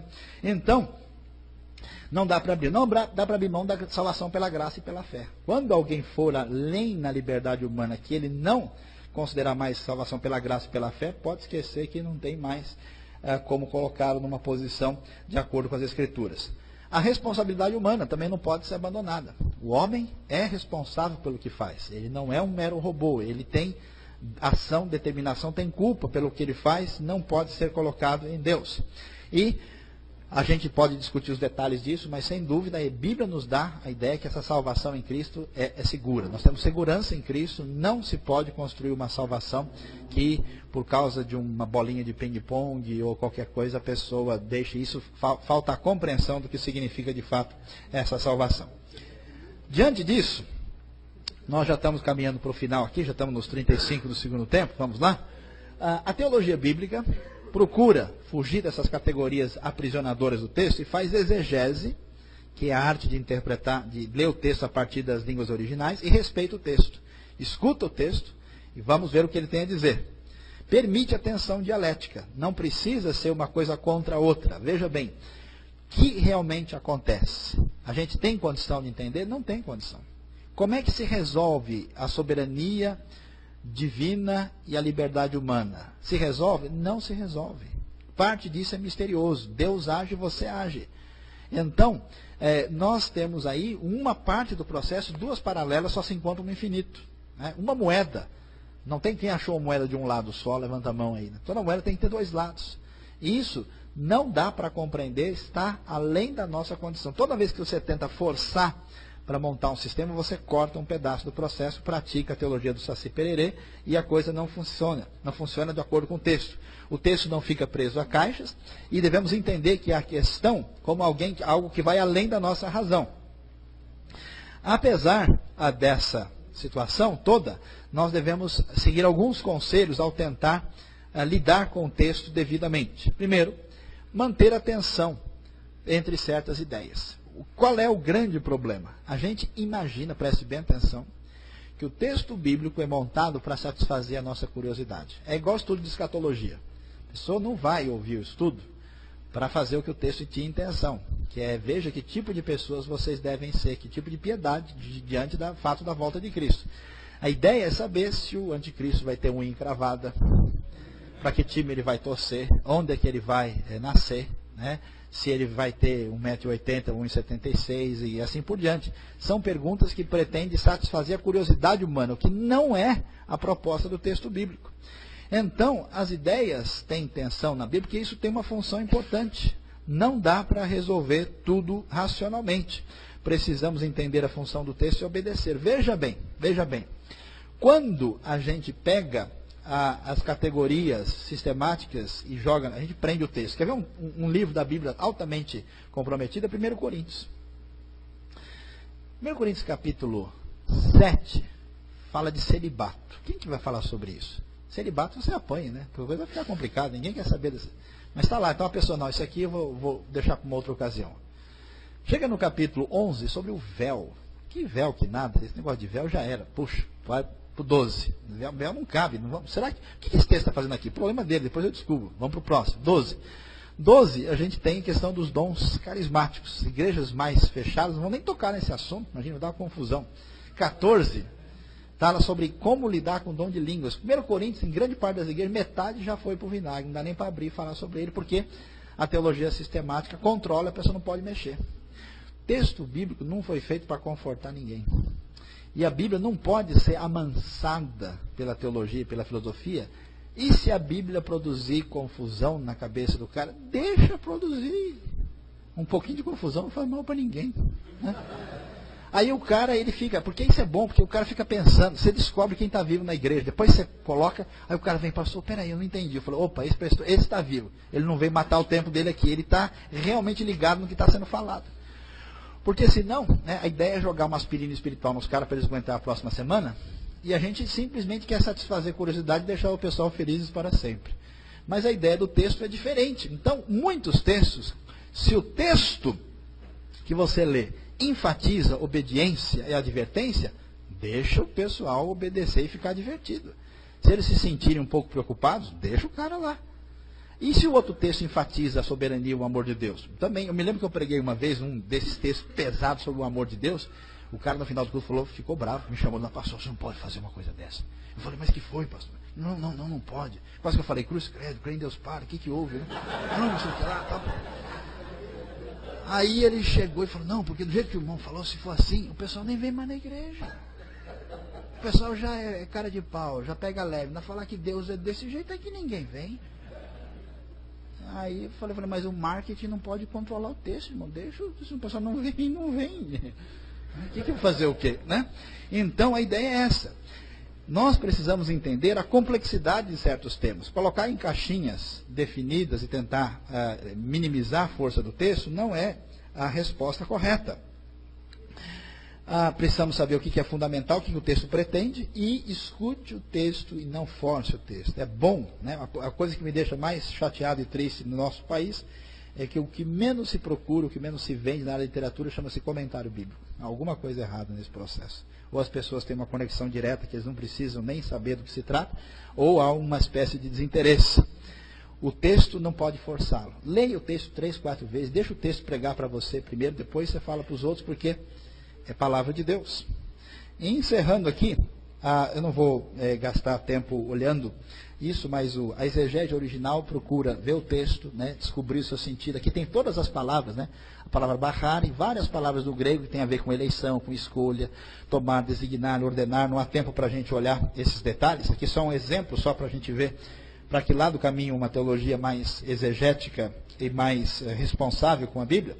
E aí vem a última coisa, que aspectos práticos decorrem da compreensão do mistério que existe entre a relação de soberania divina e responsabilidade humana. Primeiro, diante de tudo que a gente ouviu, primeira coisa, podemos respeitar o sagrado e a sabedoria. O que quer dizer isso? É que a nossa limitação não permite fechar o texto em caixinhas menores e deve afirmar o texto e deixar ele exercer a sua função. Então a gente adquire uma respeitabilidade profunda com o texto. Eu acho tão interessante, eu gosto de ler a Bíblia é legal pra caramba, é impressionante como o texto assim chama atenção. Você lê Romanos, você lê devagarzinho, né? Aí, tal, inclusive a gente está até fazendo hoje um programa chamado Rota 66, a Bíblia toda em 2 anos, pela Rádio Transmundial, com esses enfoques capítulo por capítulo, você pega até pela internet se quiser. Aí você lê o texto, vai ler no Romanos, aí você vai no Romanos de 1 a 8, toda a teologia própria paulina mais forte, 9 a 11, aí a questão da eleição de Israel. Quando chega no capítulo 11, Paulo não aguenta, ele começa a louvar Deus. A profundidade das riquezas, da sabedoria, né? Literalmente assim, o fogo cai em Paulo, ele não aguenta, né? A força da revelação. Quer dizer, o texto não vem só deixar a gente com a mente atendida, ele enche a alma de uma maneira surpreendente em função do poder do seu mistério. Então você respeita, né? O problema de muitas pessoas que estudam a Bíblia é que eles são atingidos por essa tendência gnosiológica dos nossos dias, e ele trata o texto como objeto e perde a relação de respeito e de percepção do sagrado, né? É muito conhecimento e pouca sabedoria. Aí a coisa perde o foco. Nós temos que entender que o texto quer deslocar a questão para a vida. A questão não é se você descobre qual é o último chifre da cabeça do cavalo, não sei do que. A questão é como é que isso vai fazer diferença na sua própria vida, e por isso o texto tem que ser afirmado, mesmo que racionalmente ele deixe a pessoa em dúvida. Depois, isso vai valorizar a unidade do corpo, porque à medida que você constrói uma caixinha sistemática pequena, você vai chegando a um ponto em que você diz, a pessoa pensa diferente e vai separando. É uma vergonha o movimento evangélico no mundo. Nós temos mais de 100 mil denominações, a maioria tudo igual. Né? É uma coisa complicada. Você vai falar do evangelho com uma pessoa hoje, você fica num sufoco, cara, mas espera aí, eu tenho uma igreja lá, que é os círios de Moisés misturado com a vara de Arão, que engoliu as outras, como é que é a sua igreja? Eu não entendi e tal. Você fica numa situação, quase você tem que fazer, né? X tal que X pertence a R, X maior ou igual a zero, cosseno, tangente, fazer um gráfico, o cara entender o meio evangélico. Mesmo assim, não tem equação que consiga resolver o problema. A unidade do corpo de Cristo é um valor do Novo Testamento. Outra coisa é ter maior tolerância. Nós estamos brigando no Brasil por uma questão do século XVII. Mas as pessoas estão, né, assim, deixando em segundo plano o que é fundamental e discutindo filigrana. Os batistas, por exemplo, são bem conhecidos por serem muito chatos com esse negócio de batismo. Até que eu conheci um batista que foi para um grupo mais chato ainda. O cara chegou num lugar e ele queria trabalhar numa igreja na América do Norte, né, era um pastor da América do Norte. E aí chegou lá, o pessoal falou: escuta, você foi batizado? Foi. Como é que foi? Por imersão, biblicamente. Falou: mas como é que é isso? Não, fui batizado assim, o pessoal me colocou na água, e, né, em nome do Pai, do Filho e do Espírito Santo, também falando: está errado, tem que ser batizado de novo. Esse aqui não é aceito, porque você não foi batizado biblicamente. Mas por quê? Primeiro porque tem que ser mergulhado 3 vezes, em nome do Pai, do Filho e do Espírito Santo. Pelo menos faz um curso de mergulho, né? Então, 1, 2, 3. E tem mais. Batismo, que é batismo, tem que ser para frente, não para trás. Quem quer para trás é endemoniado. Você tem que ajoelhar e reconhecer que Jesus é o Senhor. Aí o cara ficou no sufoco, né? Porque ele sempre rebatizou todo mundo, agora chegou a vez dele. Tem que ser rebatizado. E tem igreja que discute se pode ser em tanque, se pode ser em água corrente. Tem igreja, só falta ver a temperatura da água, né? O ângulo que a pessoa cai com cosseno. Raiz de 3/2, ângulo de 60 e tal. O que vai discutir? Que mais? Né? Onde é que a gente vai chegar com isso? Maior tolerância é necessário para que a igreja tenha impacto. Crescer em humildade diante da amplitude e grandiosidade da palavra de Deus. Se a gente perder esse senso de admiração, vocês estão perdidos, estão roubados. E finalmente, o que Deus deseja, depois de tudo que a gente ouve, que a gente aprenda a glorificar a Deus e a ser obediente. Que Deus abençoe vocês.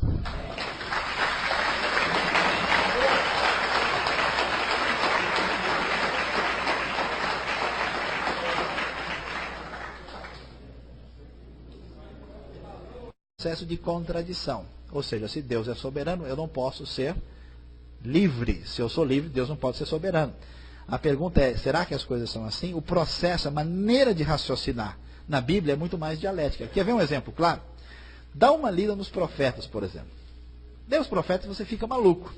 Porque você lê uma página, o profeta chega, é o seguinte, eu vou acabar com todo mundo, Deus levantou, eu vou destruir Israel, não vai ficar ninguém, eu vou arrebentar a boca do balão, não vai sobrar nada. Aí você lê de noite, você nem dorme direito, né, aquele texto. Aí você vira a outra página, Deus, Israel, como me esquecerei de ti? Até tem, né, o enfoque nordestino, bichinho de Jacó. Vermezinho de Israel, né? Você lê o texto, você fala, peraí, isso aqui está mais com cara de uma mama italiana do que com o Deus da teologia sistemática. Uma hora quer pegar os caras na esquina, outra hora tá beleza, eu amo vocês, nunca vou me esquecer. Por quê? Porque essa dialética é normal no texto. O texto, ele vai de um lado para o outro, porque é a maneira, inclusive, hebraica de raciocinar. Então, não é saudável, ou correta, ou esperável. Por isso que a Bíblia não está nem aí para a confusão que os evangélicos arrumaram. Ele continua dizendo o texto um do lado do outro e os caras que entram em parafuso. Para a Bíblia está tudo beleza, está tudo tranquilo, né?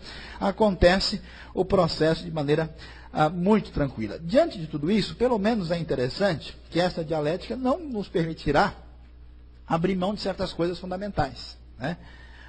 Certas coisas que são essenciais, que fazem parte da Bíblia, de toda a revelação, que precisam ser consideradas aqui. Primeiro, não dá para abrir mão da soberania de Deus. Você abrir mão disso, caiu tudo, arrebentou. Você tirou a última lata de leite ninho do supermercado para ver o preço, rodou, não ficou nada. O conceito de Deus depende exatamente da ideia de Deus soberano, né? No Antigo Testamento é mais forte ainda. Não sei se você percebe a ideia. Hoje o pessoal inventou umas outras coisas, né? Quando acontece um problema na vida da gente, geralmente foi o inimigo, né? O cara tropeça na rua, está amarrado, vai ver o sapato dele está desamarrado, ele já nem entendeu o que aconteceu. Ou é culpa de alguém. Na Bíblia, a ênfase na soberania de Deus é tão impressionante. Veja o caso de Ruth e Noemi, quando elas voltam de Moabe, depois de tudo. Aí chegam para Noemi para conversar com ela, e a Noemi diz, olha, o que aconteceu comigo foi que o Senhor descarregou contra mim a sua mão. A ideia da soberania de Deus é tremenda, tudo acontece, né? Isso é tão interessante, o raciocínio bíblico. Se você lê a 1 Samuel 24, você vai ler a história, 2 Samuel 24, a história do Davi, né, que o Senhor incitou a Davi a fazer o recenseamento de Israel. Aí você vai lá em 1 Crônicas 21 e diz: Satanás incitou Davi a fazer o recenseamento de Israel. Que negócio é esse? Deus faz num, Satanás faz no outro? Porque a gente imagina Satanás como um opositor de Deus, né? E no Velho Testamento a soberania é tão destacada que Satanás, como gosta de dizer o pastor Jeremias, quando não passa de um pitbull, né, preso na mão do Senhor. Quando ele permite, fala: pega, solta, e vai lá, depois ele puxa e volta. Então, Deus, na verdade, é o responsável final do processo. E ele permite a ação satânica dentro de limites, mas debaixo da ação poderosa. Não é um jogo de dois iguais, né? Não é Brasil e Argentina, é Brasil e Trindade e Tobago no Maracanã. É outro processo, a relação entre os dois, né? Então, não dá para abrir. Não dá para abrir mão da salvação pela graça e pela fé. Quando alguém for além na liberdade humana, que ele não considerar mais salvação pela graça e pela fé, pode esquecer que não tem mais como colocá-lo numa posição de acordo com as Escrituras. A responsabilidade humana também não pode ser abandonada. O homem é responsável pelo que faz. Ele não é um mero robô. Ele tem ação, determinação, tem culpa pelo que ele faz, não pode ser colocado em Deus.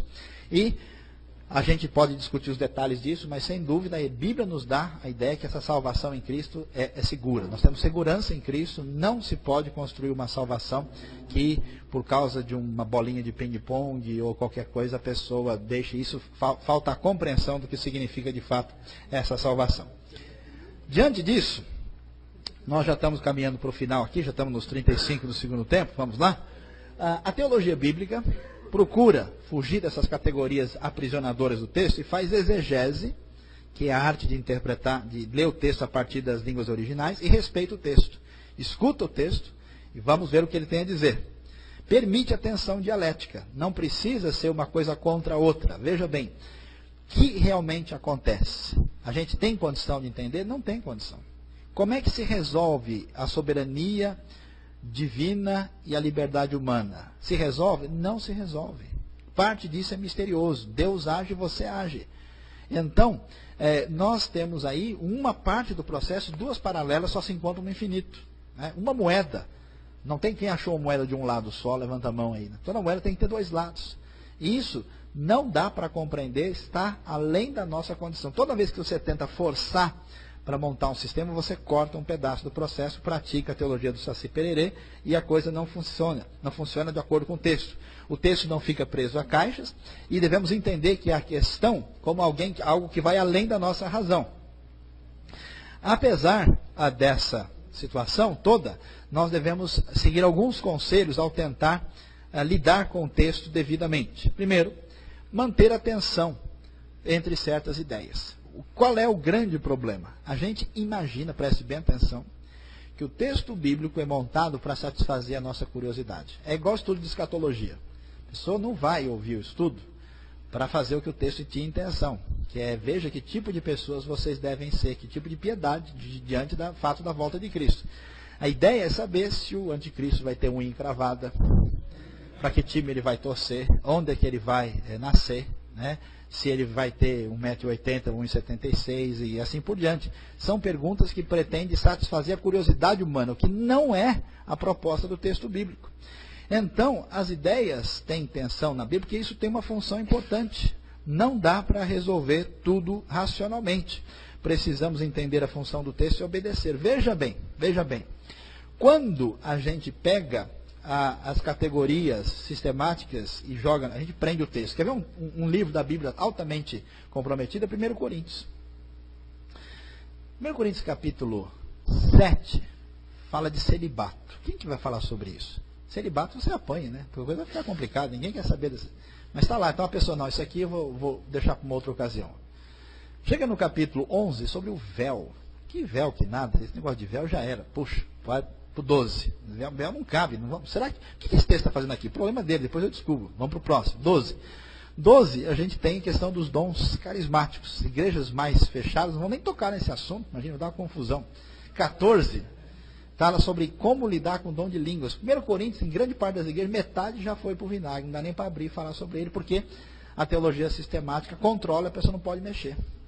Texto bíblico não foi feito para confortar ninguém.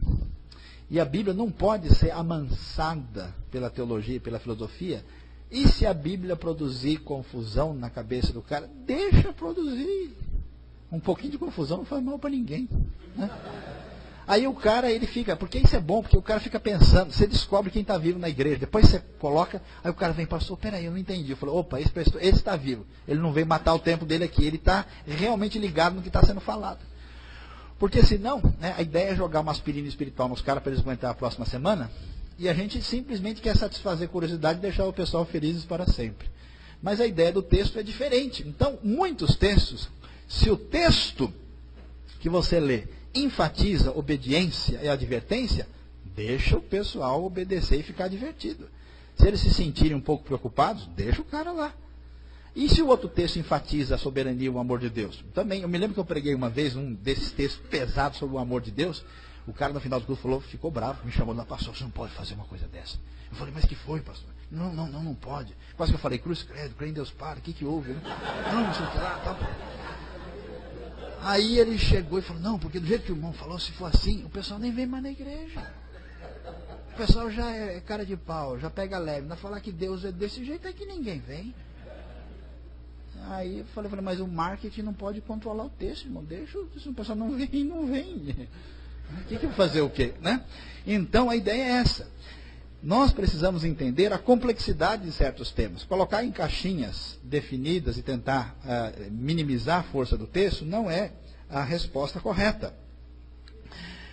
Precisamos saber o que é fundamental, o que o texto pretende, e escute o texto e não force o texto. É bom, né? A coisa que me deixa mais chateado e triste no nosso país é que o que menos se procura, o que menos se vende na literatura chama-se comentário bíblico. Há alguma coisa errada nesse processo. Ou as pessoas têm uma conexão direta que eles não precisam nem saber do que se trata, ou há uma espécie de desinteresse. O texto não pode forçá-lo. Leia o texto 3, 4 vezes, deixa o texto pregar para você primeiro, depois você fala para os outros, porque é palavra de Deus. E encerrando aqui, eu não vou gastar tempo olhando isso, mas a exegese original procura ver o texto, né, descobrir o seu sentido. Aqui tem todas as palavras, né?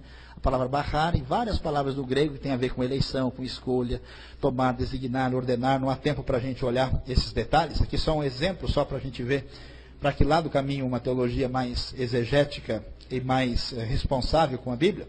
E aí vem a última coisa, que aspectos práticos decorrem da compreensão do mistério que existe entre a relação de soberania divina e responsabilidade humana. Primeiro, diante de tudo que a gente ouviu, primeira coisa, podemos respeitar o sagrado e a sabedoria. O que quer dizer isso? É que a nossa limitação não permite fechar o texto em caixinhas menores e deve afirmar o texto e deixar ele exercer a sua função. Então a gente adquire uma respeitabilidade profunda com o texto. Eu acho tão interessante. Eu gosto de ler a Bíblia. A Bíblia é legal pra caramba. É impressionante como o texto assim chama atenção.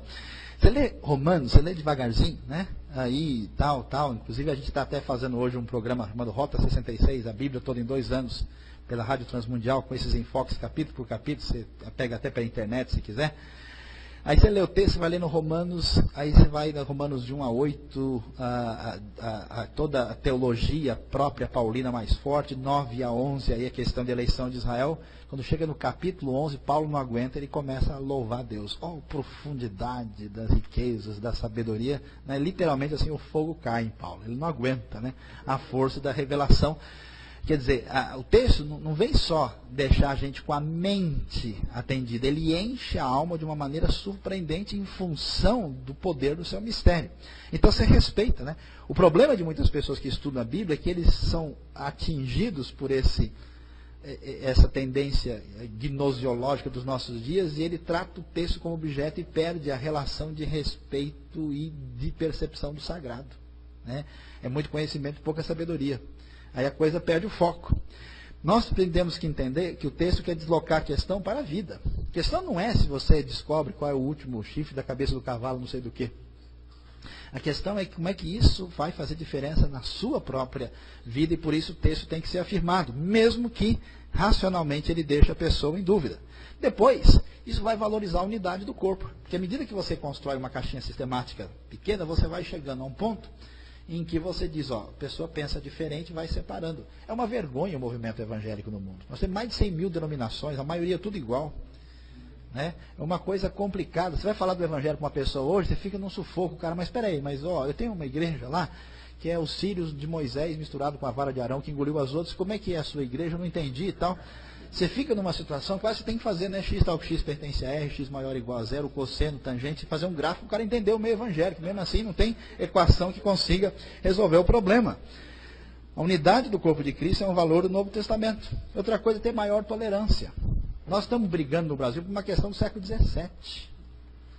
Mas as pessoas estão, né, assim, deixando em segundo plano o que é fundamental e discutindo os batistas, por exemplo, são bem conhecidos por serem muito chatos com esse negócio de batismo. Até que eu conheci um batista que foi para um grupo mais chato ainda. O cara chegou num lugar e ele queria trabalhar numa igreja na América do Norte, era um pastor da América do Norte.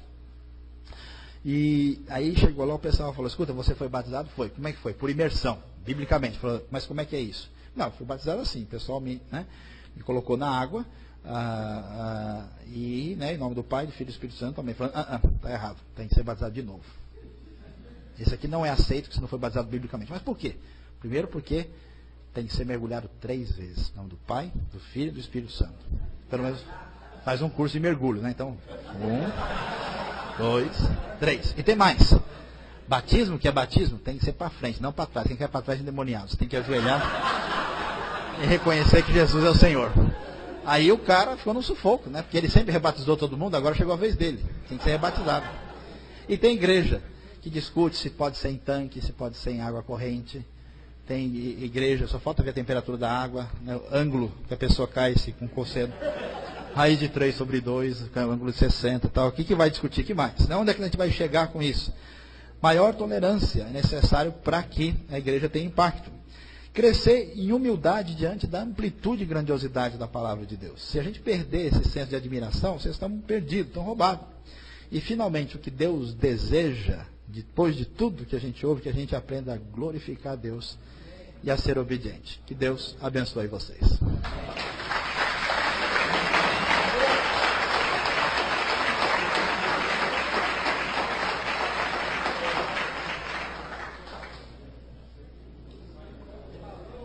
Isso quer deslocar a questão para a vida. A questão não é se você descobre qual é o último chifre da cabeça do cavalo, não sei do que. A questão é como é que isso vai fazer diferença na sua própria vida e por isso o texto tem que ser afirmado, mesmo que racionalmente ele deixe a pessoa em dúvida. Depois, isso vai valorizar a unidade do corpo, porque à medida que você constrói uma caixinha sistemática pequena, você vai chegando a um ponto em que você diz, ó, a pessoa pensa diferente e vai separando. É uma vergonha o movimento evangélico no mundo. Nós temos mais de 100 mil denominações, a maioria tudo igual. É uma coisa complicada. Você vai falar do evangelho com uma pessoa hoje, você fica num sufoco, cara, mas espera aí, mas ó, eu tenho uma igreja lá, que é os cílios de Moisés misturado com a vara de Arão, que engoliu as outras, como é que é a sua igreja? Eu não entendi e tal. Você fica numa situação, quase você tem que fazer, né? X tal que X pertence a R, X maior ou igual a zero, cosseno, tangente, fazer um gráfico, o cara entender o meio evangélico. Mesmo assim, não tem equação que consiga resolver o problema. A unidade do corpo de Cristo é um valor do Novo Testamento. Outra coisa é ter maior tolerância. Nós estamos brigando no Brasil por uma questão do século XVII. Mas as pessoas estão, né, assim, deixando em segundo plano o que é fundamental e discutindo os batistas, por exemplo, são bem conhecidos por serem muito chatos com esse negócio de batismo. Até que eu conheci um batista que foi para um grupo mais chato ainda. O cara chegou num lugar e ele queria trabalhar numa igreja na América do Norte, era um pastor da América do Norte. E aí chegou lá, o pessoal falou, escuta, você foi batizado? Foi. Como é que foi? Por imersão, biblicamente. Falou, mas como é que é isso? Não, fui batizado assim, o pessoal me colocou na água, e em nome do Pai, do Filho e do Espírito Santo também. Falando, está errado, tem que ser batizado de novo. Esse aqui não é aceito, que se não foi batizado biblicamente. Mas por quê? Primeiro porque tem que ser mergulhado 3 vezes. Em nome do Pai, do Filho e do Espírito Santo. Pelo menos faz um curso de mergulho, né? Então, 1, 2, 3. E tem mais. Batismo, que é batismo, tem que ser para frente, não para trás. Quem quer para trás é endemoniado. Você tem que ajoelhar e reconhecer que Jesus é o Senhor. Aí o cara ficou no sufoco, né? Porque ele sempre rebatizou todo mundo, agora chegou a vez dele. Tem que ser rebatizado. E tem igreja que discute se pode ser em tanque, se pode ser em água corrente. Tem igreja, só falta ver a temperatura da água, né? O ângulo que a pessoa cai-se com cosseno. raiz de 3 sobre 2, ângulo de 60 e tal. O que vai discutir? Que mais? Né? Onde é que a gente vai chegar com isso? Maior tolerância é necessário para que a igreja tenha impacto. Crescer em humildade diante da amplitude e grandiosidade da palavra de Deus. Se a gente perder esse senso de admiração, vocês estão perdidos, estão roubados. E finalmente, o que Deus deseja, depois de tudo que a gente ouve, que a gente aprenda a glorificar a Deus e a ser obediente. Que Deus abençoe vocês.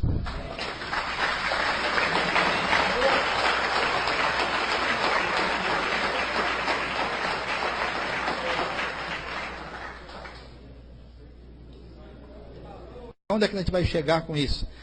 Maior tolerância é necessário para que a igreja tenha impacto. Crescer em humildade diante da amplitude e grandiosidade da palavra de Deus. Se a gente perder esse senso de admiração, vocês estão perdidos, estão roubados. E finalmente, o que Deus deseja, depois de tudo que a gente ouve, que a gente aprenda a glorificar a Deus e a ser obediente. Que Deus abençoe vocês.